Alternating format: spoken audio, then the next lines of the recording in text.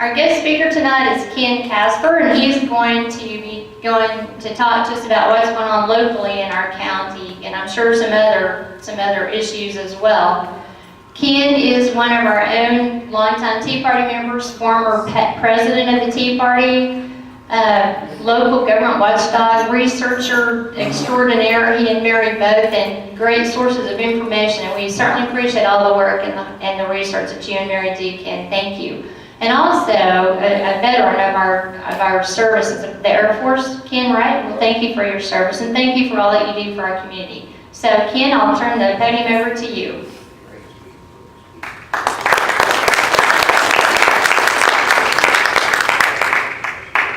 Thank you. I don't think I can follow up on Mark Robinson very well.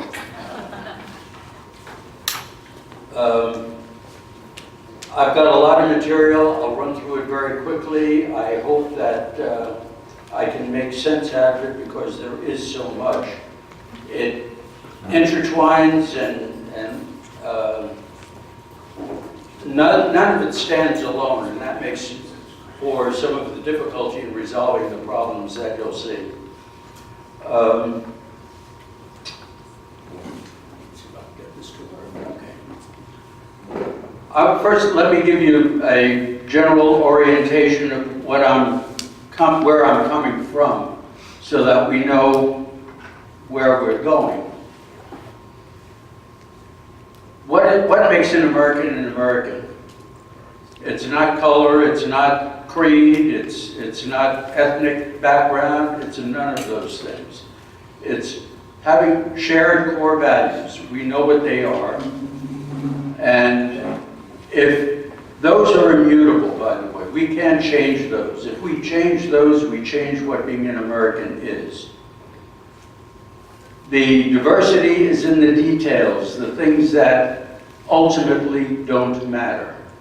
It doesn't make any difference what your racial background is. It doesn't matter what kind of food you like. It doesn't matter what kind of clothes you wear. Those things you can change, and it doesn't change your being an American. We talked about the Tea Party a few minutes ago about what the goals are: limited government, personal responsibility, fiscal responsibility. I'll go into a little bit more detail on those. When we say limited government, we're talking about smaller government. And that links in with things like taxes and other areas that I'll be talking about. We've heard a lot of do more with less. No, I think what we need to do is do less with less. Yeah. So one of the big questions is, where do you have the most influence? What influences your life most directly? And it's the local stuff, not the big stuff. We'll see that in a minute. Under fiscal responsibility, yes, we want lower taxes. And we'll see in a few minutes how high our taxes are. We want to make sure that we have a balanced budget, and very few people are capable of that in the public sector. Some of us are fairly good at it in the private sector because you go bankrupt if you don't. But in the public sector, it's very difficult to find officials who will abide by that. And obviously, if you don't control the budget yourself, your kids are going to inherit your mistakes. Personal responsibility, as I say, is a two-way street. It takes the individual to act responsibly, but it also means that the government that you're working with has got to respect your rights. If that government doesn't, your personal responsibility is going to be violated.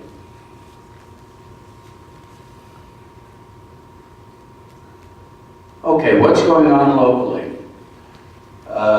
The invasion of the aliens. I imagine most of you have heard about the fact that they're talking about bringing in aliens foreign aliens into San Angelo, putting them at Goodfellow Air Force Base. I'll talk about that in a minute. Taxes, we all know about taxes.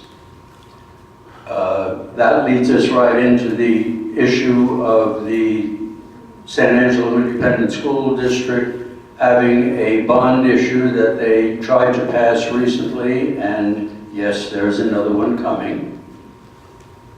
And then we've got our county government and our city government to contend with. They're talking about bringing in 7,500 foreign aliens. These are children, they say, between 13 and 17.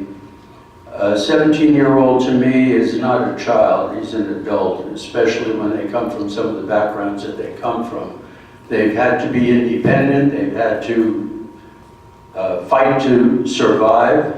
So the idea that a 17-year-old is just a child is a little bit misleading.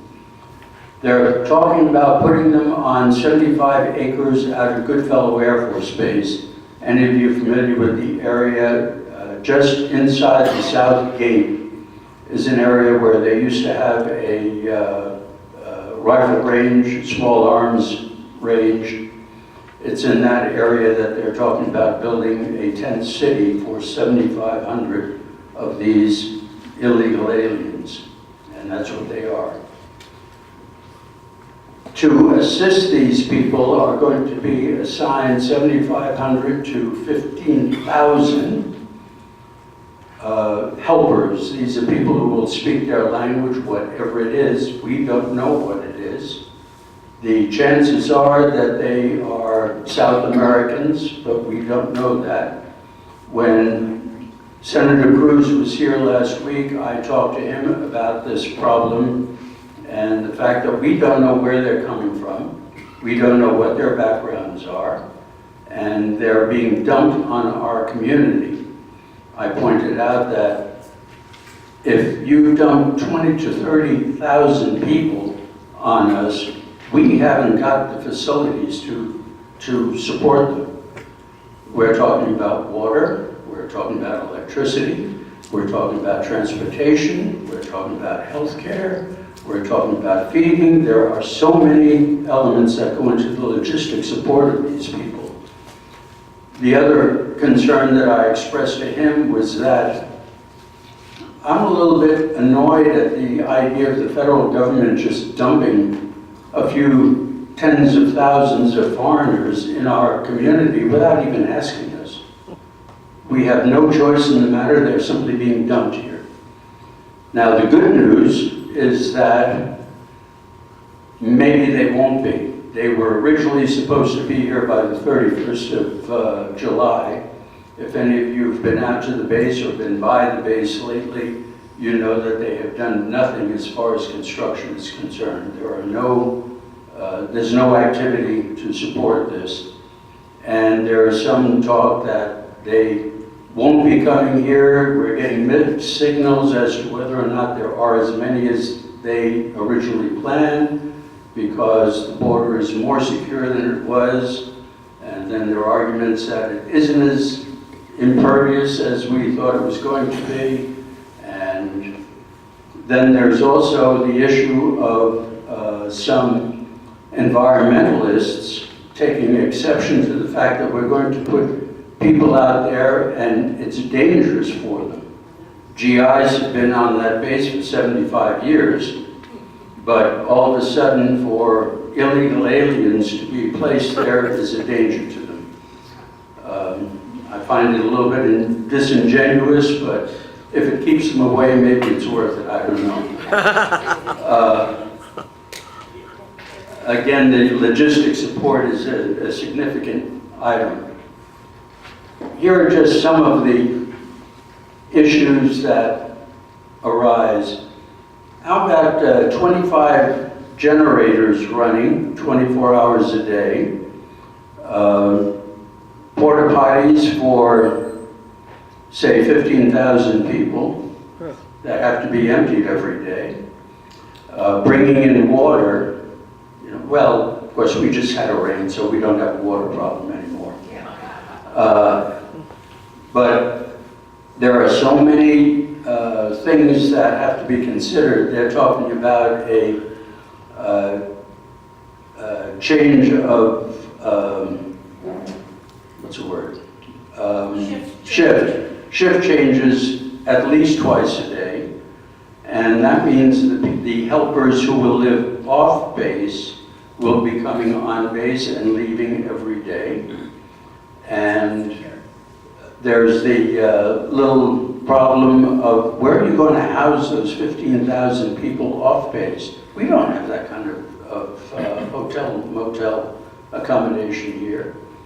And so some of those people may be housed as far away as 30 miles away in Ballinger. That means carpools and buses twice a day making round trips. That sounds economical, doesn't it? These are just some of the problems that we may run into. Taxes. We've got all kinds of taxes, and I'll go into a few of them in a minute. This is just the tip of the iceberg. Any of you who run a business know that I've only touched on a few of the taxes that a business person is confronted with. They're everywhere. And I like that empty building tax. Oh, yeah. That's brilliant. But then, as you'll see, we have a very brilliant city council. The school bond, I think most of you probably know about it. It was for $149 million because $150 million would have been a turnoff. Well, we managed to turn it off anyway by 2 votes. And I've met those 2 people innumerable times.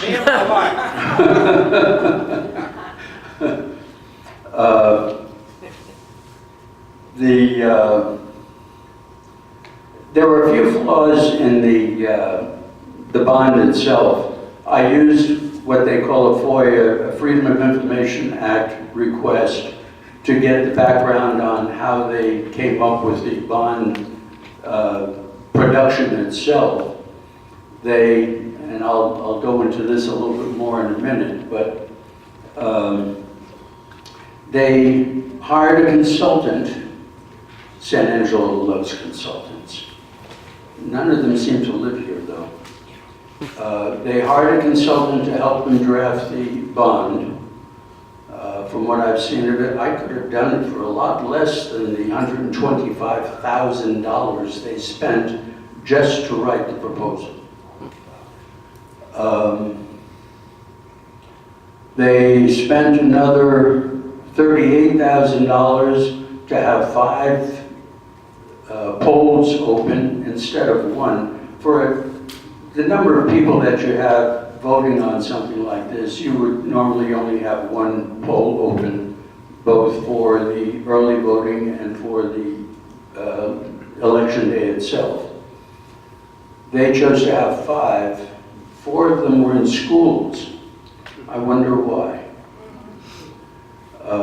It's not traditional to have polling places in schools. Churches, yes, but not schools. And of course, this was during school hours and all that sort of thing. They also went and got the rolls of the people who voted early so that they knew who still had to get out there and vote on election day. I'll let you draw the conclusions on that one. They weren't planning on much opposition to this bond issue, I don't think. But somehow or other it materialized, and I think I know some of the people who had something to do with it. As a result, they went and spent more than $11,000 putting out information. Keep in mind that they could not advocate for the bond. All they could do was educate. Well, it's a school system, so that makes sense. But they couldn't come out and say, oh, you should say yes to this bond. They could simply say this bond contains certain things. One of the things it couldn't contain was a pay raise for anyone. It could not be used to buy programs, for example, teaching aids and things like that. It could only be used for what I would call capital goods, for buildings and equipment and things that are of a permanent nature. One of the things that they had in the bond of a permanent nature was a 3,000-seat auditorium, if you will, meeting hall, whatever, so that they could have educational sessions and rallies there. This would have been at Central. How long has Central been in existence? 40, 50, 60 years? So more than that. Yeah. 66. Yeah, the current buildings. And up until now, they've managed to survive without a 3,000-seat auditorium, but whatever. Interestingly enough, the bond had nothing to do with education itself. It had to do with plant, it had to do with fixtures, it had to do with capital goods and investment. Nothing to do with education. Well, it failed by 2 votes, so they're going to be back, folks. I've talked to the school superintendent, and he tells me that they're debating whether to put it on the ballot in November or wait until, what is it, May, when they have the school board elections. It won't be $149 million. It'll only be $100 to $110 million, and they'll put it in 2 parts. The first part will be absolute necessities, security and safety.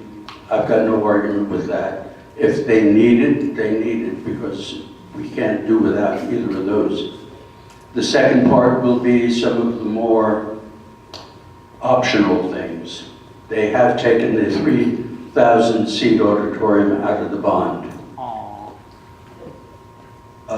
One of the reasons why they could take some of the things out of the bond that they had in the bigger one is because a lot of the work has already been done. Yes, Yep. they just wanted to get reimbursed. Right. They had already done some of the work because they produce about a $3 million surplus in funds, in revenue every year, based on what they collect in taxes and what they have budgeted. The Robin Hood school system or financing system makes it impossible for them to keep that money. As soon as they try to keep it or hide it, the state comes in and says, oh, there are some poor people who need it. So they have to spend it, and that's how they were able to finance many of the things that they already had in the bond. Keep in mind too, I think I mentioned it on one of the other slides, that the data they used to write this bond was collected in 2016, 2 years earlier. Well, a lot had happened in 2 years. So they were using old data to write the bond. And again, none of this has any direct impact on education. Education in San Angelo is not as good as people would like it to be, although there are some people who think it's excellent. Mary and I went to a couple of town hall meetings for the bond, and we had people tell us that their kids get an excellent education in San Angelo schools. And maybe they do. But overall, that's not true. Texas educational standards have deteriorated over the years.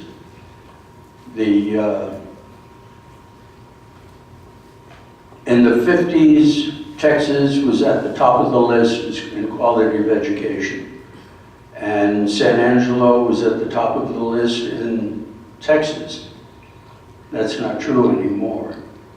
Our schools have deteriorated from the top of the list down to the 53rd percentile, down to the 39th percentile. And if you've done it in percentiles, that means that they are in the bottom 39% of the quality of education in the state.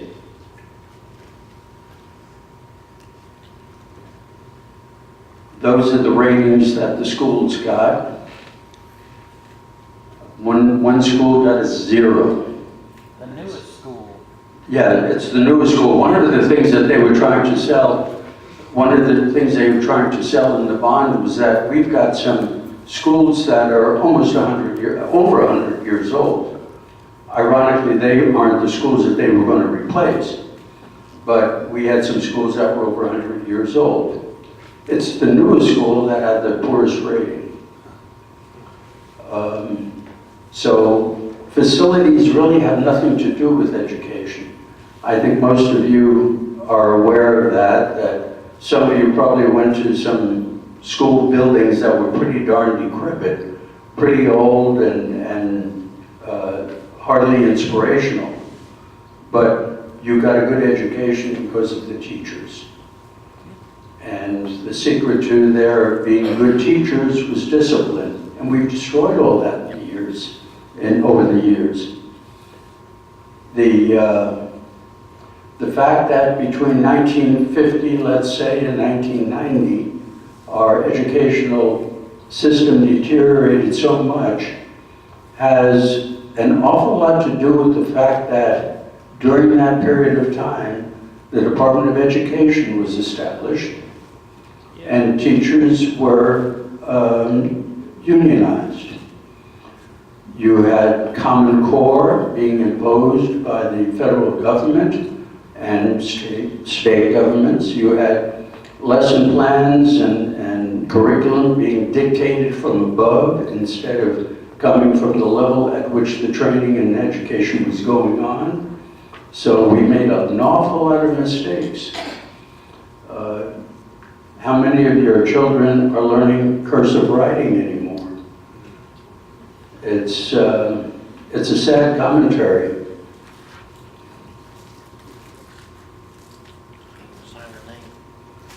The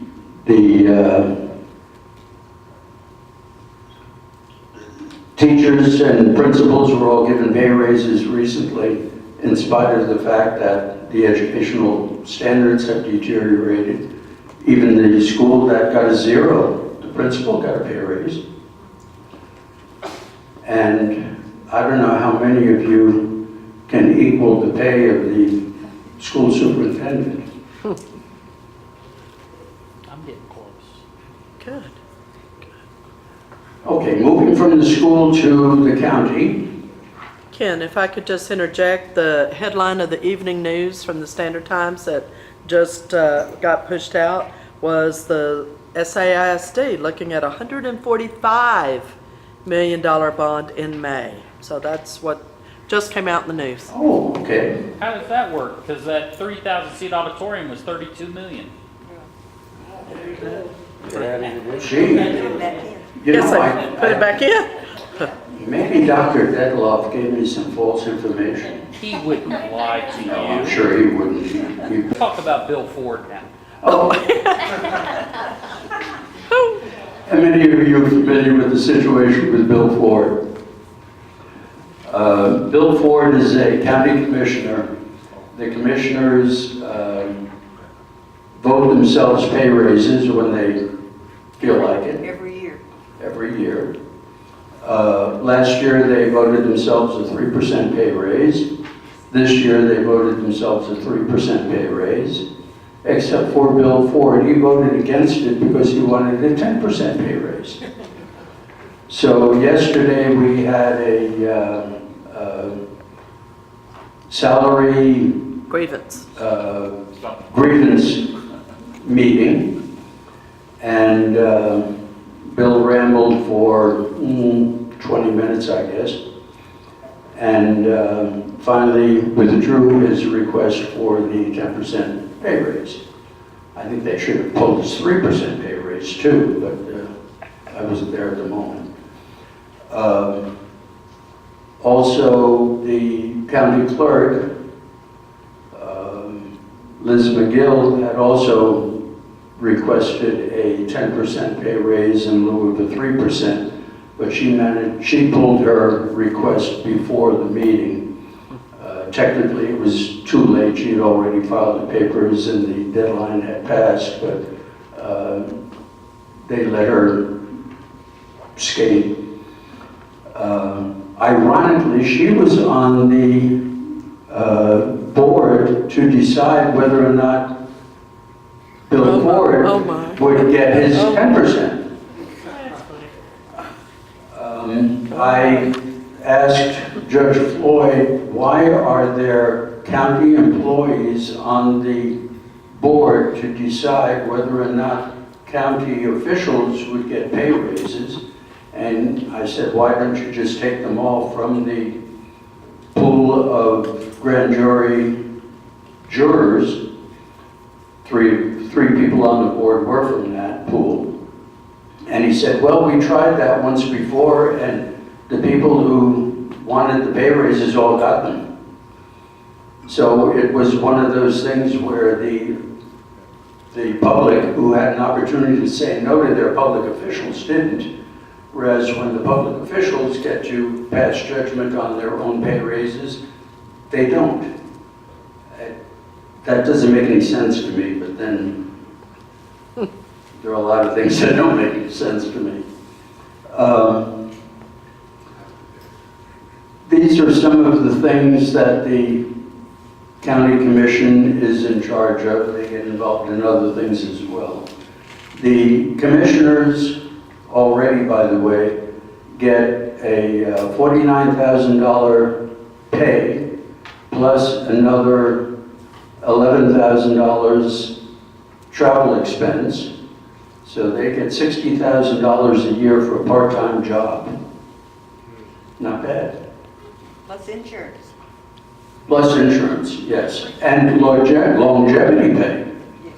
Now, I've never thought of it, I guess, of elected officials getting longevity pay, but they do. They get retirement too, And retirement, yeah. after a short period It's- of time. 8 years, It's incredible. 2 terms.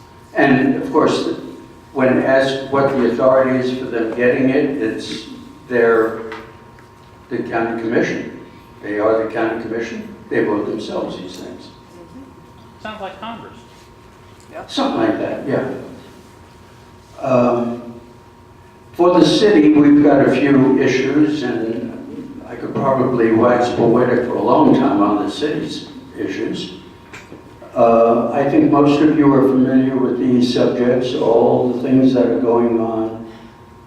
Take a look at that bottom bullet, the creeping control. I call it socialism myself.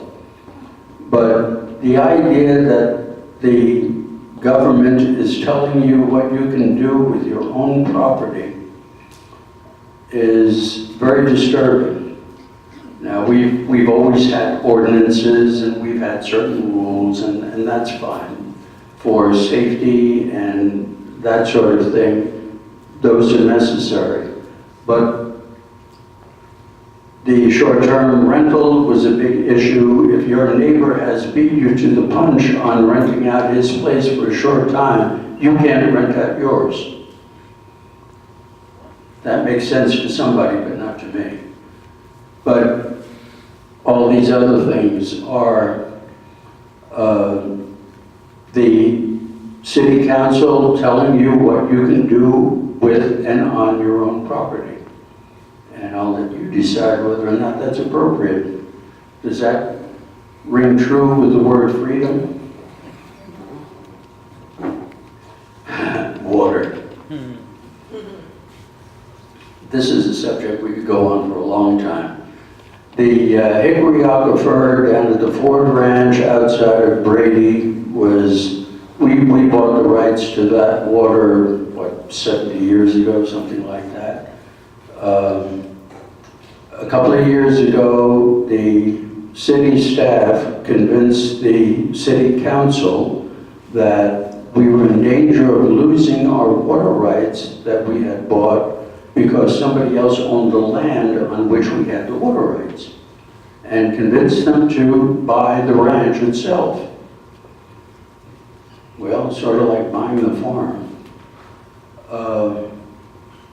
They went and bought the ranch, all 32,000 acres of it, and they spent $10 million more than the seller was willing to take for the land. So now we have something that's overpriced by $10 million, which means we can't sell it, except at a loss, in which case we'd have a bill for $10 million and nothing to back it. No collateral. When they bought it, there was no appraisal of the land done, but after they had agreed to buy it, they got a real estate agent that they paid to handle the paperwork. I don't know why.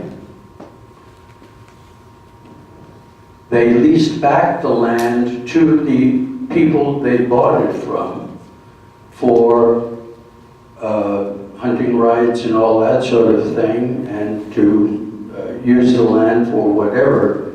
What they're charging in lease for that land doesn't even pay the interest on the loan that we had to take out for the purchase.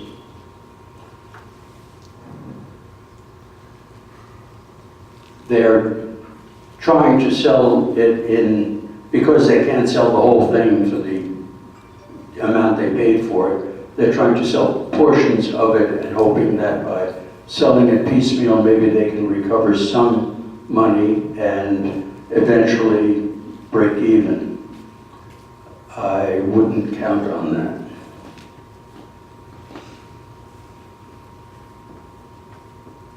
When they bought the water from the Hickory aquifer, they didn't realize at the time that it was radioactive.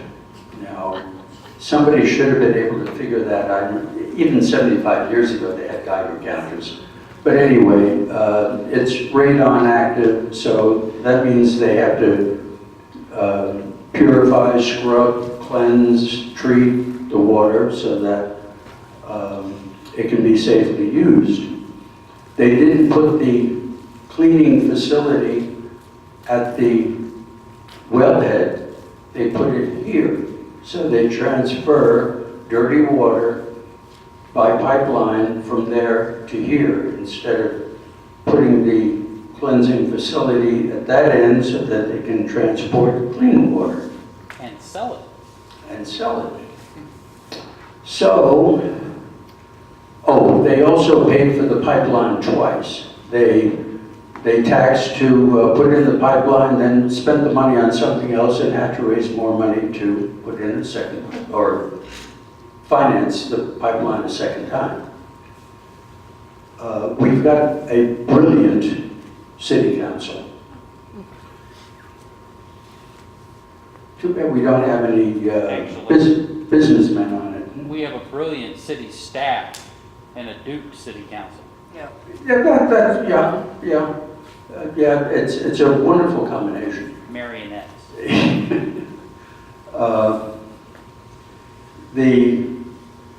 Now here's a legitimate expense. The water treatment plant that we have here in San Angelo is almost 100 years old. And if somebody said, maybe we ought to update it, replace it, repair it, and all that, I'd go along with that. That's reasonable. 100 years old, 100-year-old treatment facility probably could use some upgrades. And the plan is when they start actually transporting water from the Hickory Aquifer to San Angelo, they'll mix that cleaned water with our own water, about 50-50, so they need a mixing station as well, which they don't have right now. So all of that is probably legitimate. It's just that the way they're handling it scares me. I don't know if you're aware of back in 14, when the first oil boom was going here, they had, I don't know if you remember, our hotels and motels were packed. And as a result, we just about destroyed our tourist industry because tourists couldn't get rooms here because we had so many oil field people occupying the rooms, and that's why they started building all these hotels and motels here. The windfall that they got in tax revenue as a result of that oil boom, instead of using that money to pay down our debt, which is considerable, instead of using that money to repair our roads, which are deteriorating, instead of using that money for a variety of other things that we badly needed, they gave the city staff a pay increase. Yep.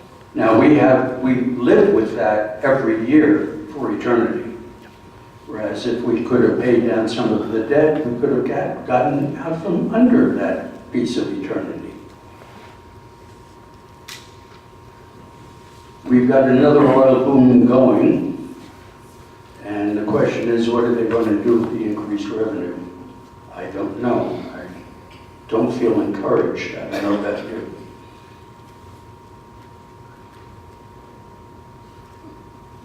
We've spent a lot of money on a lot of things that we don't need. Now, I know that they'll come back and say that the bike path and the dog parks and stuff like that were mostly contributions by philanthropists, so that the city didn't spend a whole lot of money on them.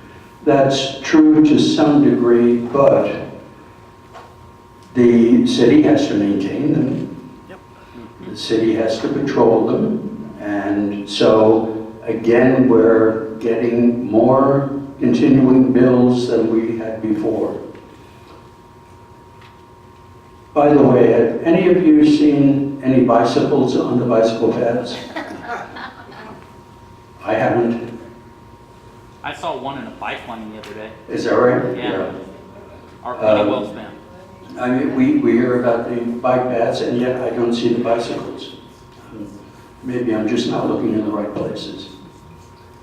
I've already gone into the Ford fiasco.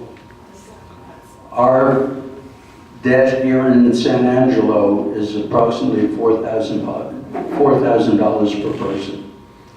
That's pretty darn high. Some bigger cities with much heavier bond issues don't have a per capita debt as high as ours.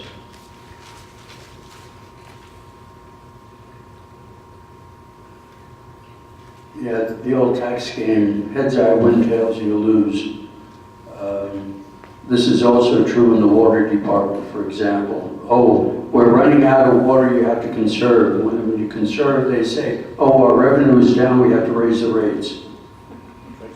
And of course, the rates never get lowered. And it's the same thing with taxes. The appraisals go up one year, which means our taxes go up. The next year, they hold down the appraisals and raise the rate. Then they take that rate and raise the appraisals, and we just keep staring up to higher and higher taxes. There is a thing called the effective tax rate, which simply means that your tax rate on last year.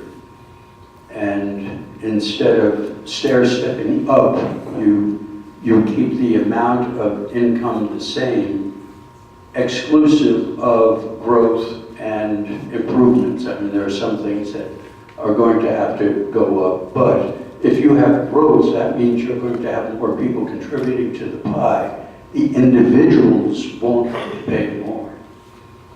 But I talked to Judge Floyd about the county commission using the effective tax rate, and he said, no, it's not going to happen. They've got bills that they've got to pay, and there's no choice in the matter. They have to raise taxes in order to pay the bills. Well, we have to pay our bills, right? If you've ever had a town hall meeting with Mike Conaway, it's the same thing. Well, we have to pay our bills. You know, we have to pass a continuing resolution because we have to pay our bills. Well, we're not paying our bills. We're passing them down to our children, grandchildren, and great-grandchildren.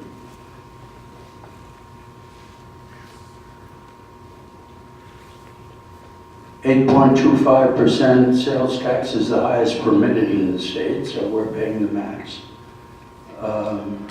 The Bill Ford, in his request for the 10% pay raise for the county commission, used the argument that Midland and Abilene and Odessa and these other cities of comparable size to ours have higher pays for their commissioners and for their city staff and all that. But if you look at the tax base that they have, it's very different from ours. And to compare San Angelo with Midland or Odessa or Ozona, it doesn't make any difference. We're different, and we have to be respected as different.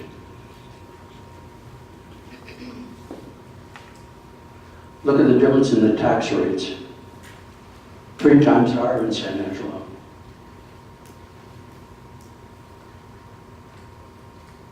How do you fight City Hall? It can be done, but you have to do it. It's not a matter of saying somebody ought to do something about that. It's you have to do something about it, and that's the hard part. Except that once you start doing it, you find that it's really not as hard as you thought it was. It's taking that first step that really starts to get things moving.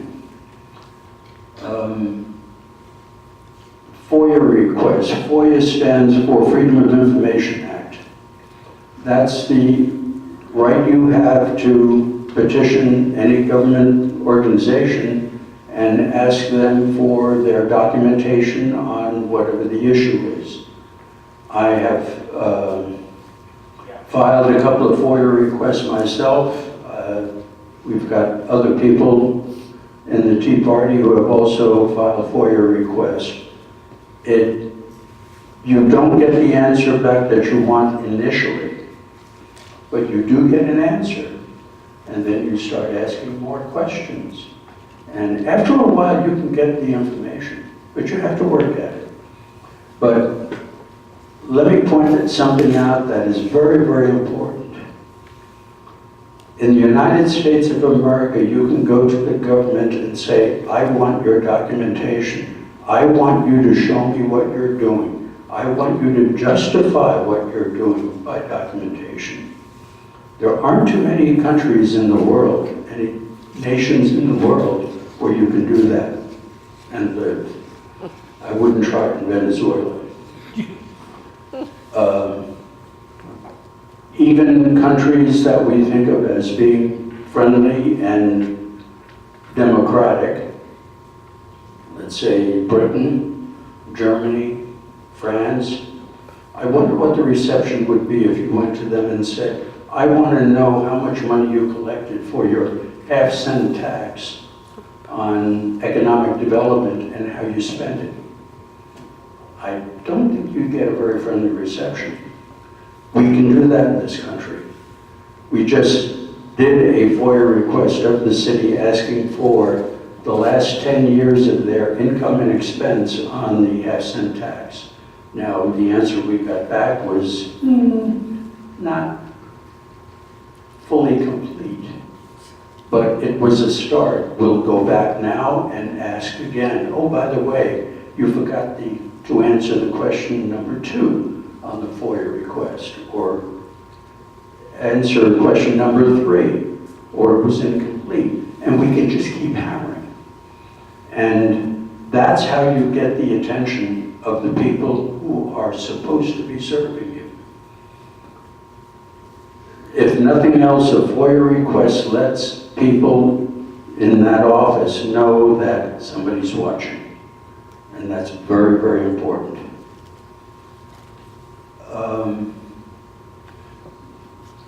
I think you understand what I'm talking about there as far as follow-up, call. Get to the point where you have a meeting with your local representative and he knows you by name. Yes, Mary, what do you want now?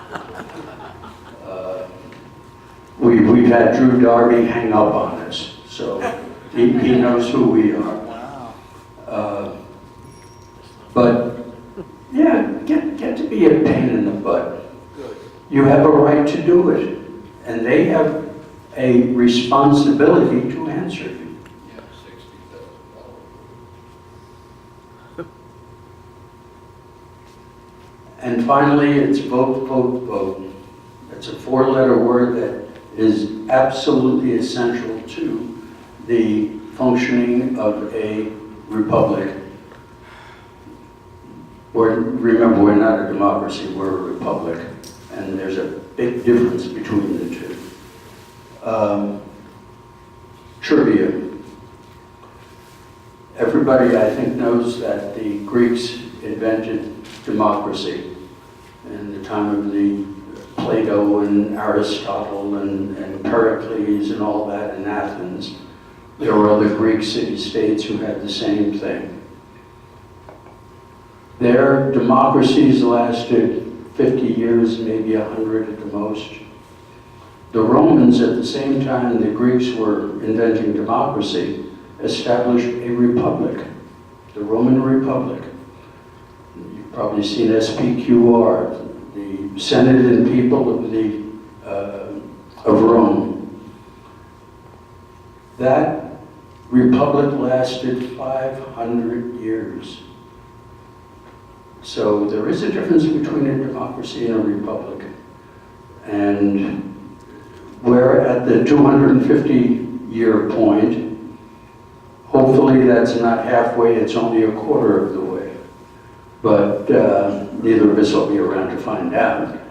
But it's important that we keep the system going, that we keep active. It's for us, it's not for anyone else. It's for us and our children. We inherited from our parents a growing, confident, prosperous nation. And it's important for us to leave that same emotional attachment to a very successful governing system to our children. So with that, that was my last slide. So, questions?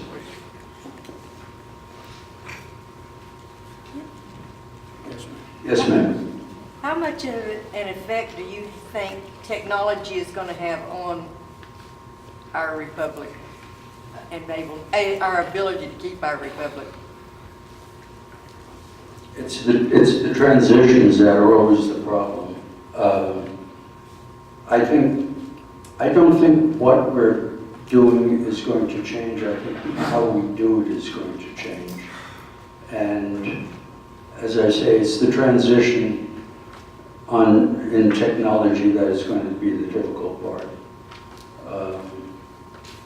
I don't see any reason why our system of government can't do very well with modern technology.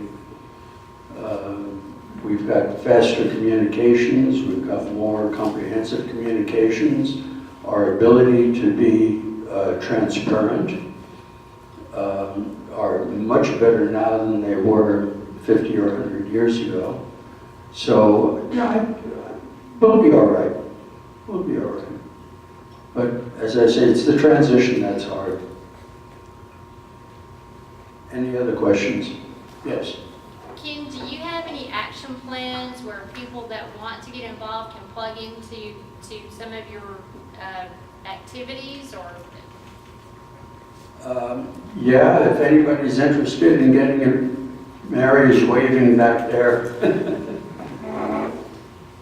I went to the county commissioner budget public meeting today.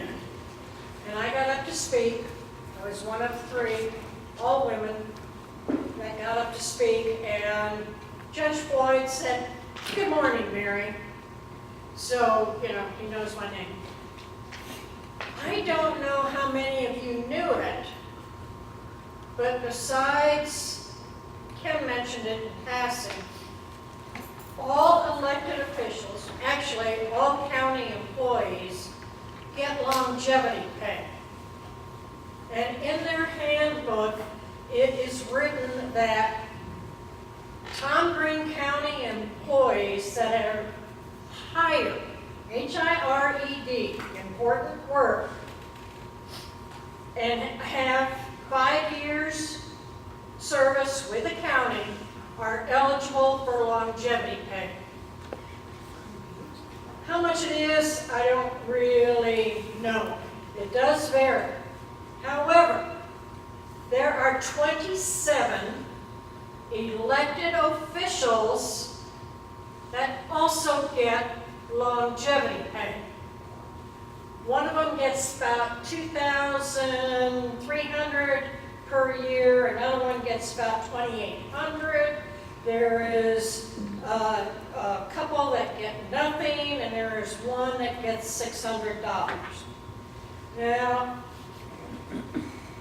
I raised the question today about the longevity pay, and I asked them, when did the elected officials start getting it? And Judge Floyd, what answer was, well, it's been here since I've been here, and he's been there for 12 years. And I said, oh, so we've always done it this way, so you're going to continue doing it. Now, what's your authority for getting it? And Aubrey De Cordova, who happens to be our county commissioner, comes back with an answer and says, we voted, county commissioners voted. And I asked him, why don't you give it up? Because it says hired employees, not elected. Now, I don't know if they're going to go with a Bill Clinton, it depends upon what your definition of is or not. And I brought up to them that I think it would behoove them to a great extent. Yes, it's a drop in the bucket. Call it $54,000, $2,000 each for whatever. But in today's economy, today's tax rates and everything, I said it would be a good PR move for you all to go ahead and give up that amount of money so that the taxpayers would say, well, at least you're trying to do something. That kind of got poo-pooed a little bit. I wonder why. What I would like to see all of you do was attend the next 2 public meetings that they're going to have on the county budget. One of them is August 23rd, 6:30 p.m. County Commissioners Court. And somebody please come up and bring up the longevity and not just me. I mean, I already know what they think of me, and I really don't care. At my age, I don't give a darn. If enough people come, I think we can get them to get their attention. And the second meeting before the budget is passed is probably a week after that. So probably about August 30th, it's on the Tom Green County page where you can go look it up. That's one thing that we can do. We've got to go make ourselves pests. And we need to show them that by July. We need to vote them out too. It'd be nice if we had somebody run against them. And we need to go, and I don't care who. It could be Mickey Mouse. But it's time to vote them out if that's the attitude that they're going to take. So there, that's what we're going to do. And by the way, the Facebook page that was started to go against the school bond, wonderful stats on that. If something is posted up there, we get 200 likes, 200 views a day, 600 people, and I mean, it is wonderful. If you bring it to people's attention, but we gotta get out. What's the name of it? Stop taxing us. Stop taxing us, Yep. you know, so it can be done. I'd like some backup, please. The more people who hear that, Ken, will you back her up? Ken, today was also the city's first budget meeting. The first part of it was very good. It was about the water department. You mentioned a couple of, about the 100-year-old water purification unit. Well, our new director said it was in great shape. So And- in spite of being 100 years old, it's working And fine. it has some other reference. The mayor was hot with questions today on the water department. So I would suggest that everybody tune in to at least the first part of it. Yeah, yeah. Okay, so. One thing I would recommend is that there is so much Use the going mic. on. Your voice doesn't pick up as well as Mary's. One thing that I would point out is that there is so much going on. I mean, I'm just hitting the tip of the iceberg here with this briefing. Find something that you have a passion for, be it water, be it police department, be it transportation. I mean, there are so many things going on. Find something that really grabs you and follow it. You can peripherally check on other things, see what's going on in other parts of the city or the county. But find something that really draws your interest and study up on it. Find out what's really going on, who the personalities are, what their interests are, what their investments are. And you may get a little bit discouraged at times, but if you can do that, you're going to be able to influence it, because when you speak up, you're going to know what you're talking about, and that will get their attention. What they count on is people not knowing what they're talking about and making statements that they can attack because they didn't use the right word in the right tense or something like that. But if you have developed a passion for something, you're going to get it right, and they're going to know when you have the background information. So focus on one thing, and I think that'll help you get involved a lot more. Anything else? Ken, what did Senator Cruz say when you asked him about the illegals coming here? He said that he didn't think it was going to happen because, for one thing, it hasn't happened yet. I mean, we're 2 weeks behind when they were supposed to show up. And he said that he didn't think it was going to happen, but he didn't know for sure. He agreed that, yeah, there are some troubling aspects of it. I pointed out that we don't know where they're from. You know? Why are they keeping them? Why don't they send them back where they came from? He said he thought most of them were from South America, and that may be, but some of them may be from Afghanistan, they may be from Iraq, they may be from Syria, they may be from any number of places that are less, what's the Desirable. word, vettable. We just don't know. And the danger from those people, I think, is significant, especially when you talk about somebody who is supposed to be 17 years old and could very well be older than that. What is their plan with them? Do they just plan to keep them forever? My understanding is that they're being detained here until they can be sent back, but because they're actually calling it a detention camp, which is a little bit scary, but But no official order has been signed. no, nothing has been signed yet. They've Steve? There was a mention today too that federal employees, like the supervisors you were talking about, do not pay hot tax. So Oh, great. Hotel, hotel motel. occupancy. Oh, well, if you are in a hotel or motel for over 30 days, you don't either. So they plan on these people being there for 6 months, so they wouldn't pay it.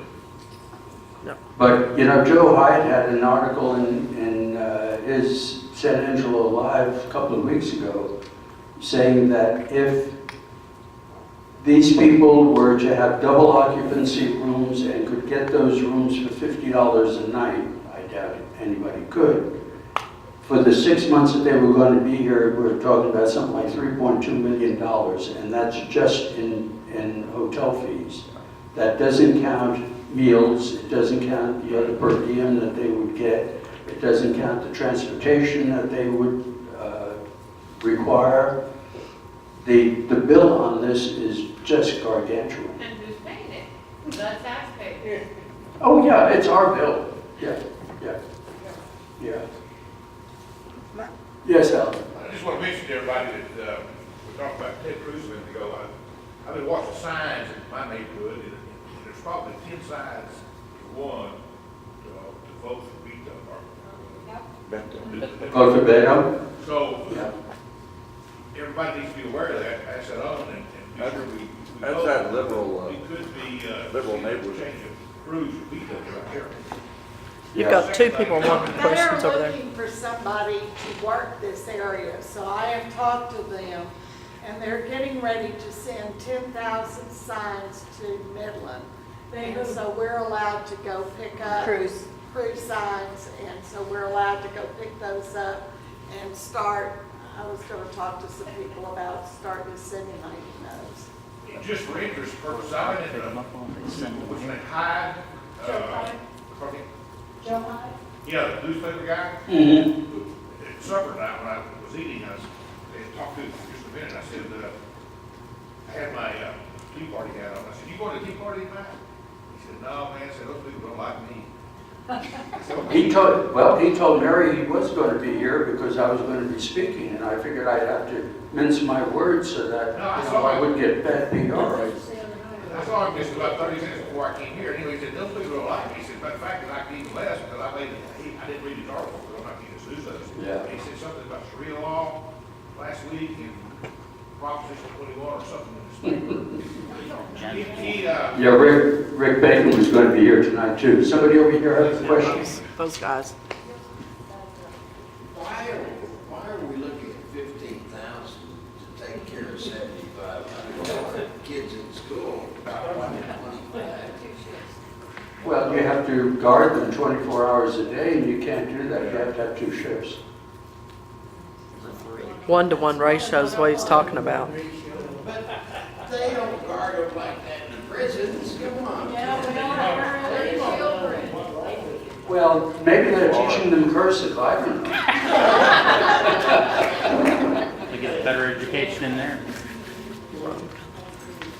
I think part of what those people are here for, and it's kind of, it makes it even a little more scary, is they're playing, I think they're trying to get asylum.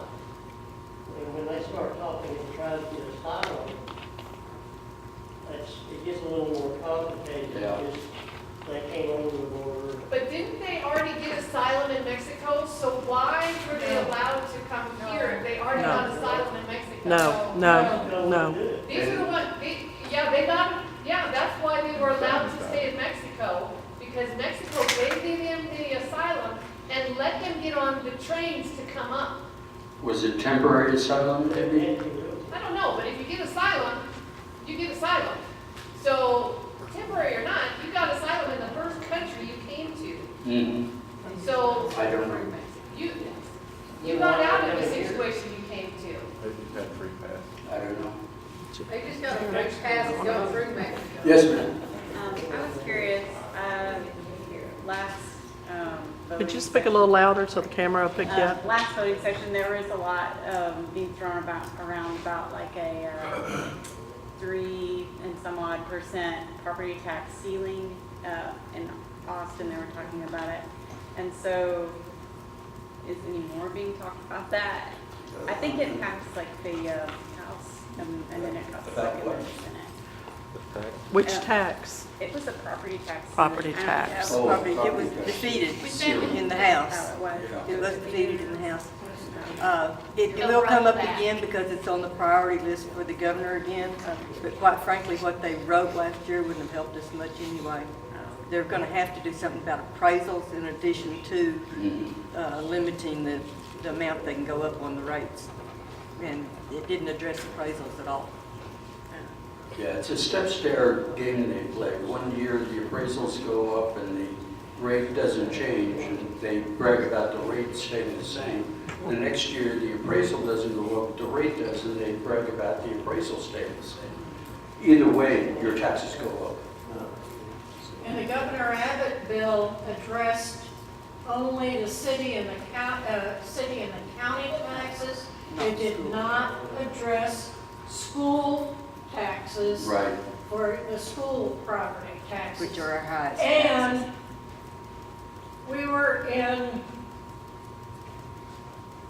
there was no equity in where we were placed, Tom Green County, because we don't have the high number of population, so we did not, We didn't fall Yeah, under the. we weren't big enough to fit into their Right. yeah, mold. yeah. Yeah. So there was no equity. We're second-class citizens here. Yeah, equity, by the way, is becoming a buzzword. We found it in the school bond issue. They would argue that, well, such and such a school has got this, so we ought to have it too for equity's sake. Well, that's another stair step. You just keep going back and forth because somebody has something more than you have, so you have to have it that way. You end up with more than they do, and they come back, and it just keeps going back and forth. It's also called socialism.